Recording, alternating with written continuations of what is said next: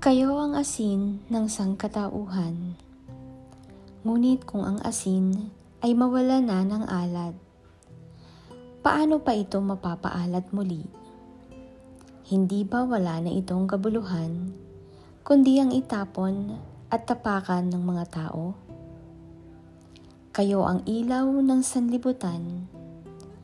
Ang isang lungsod na nakatayo sa ibabaw ng burol ay hindi maitatago. Walang taong nagsisindi ng ilaw at pagkatapos ay inilalagay iyon sa ilalim ng banga.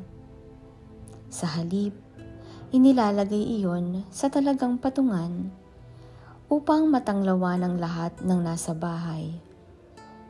Gayon din naman, dapat ninyong paliwanagin ang inyong ilaw sa harap ng mga tao upang makita nila ang inyong mabubuting gawa at papurihan ang inyong Ama na nasa langit.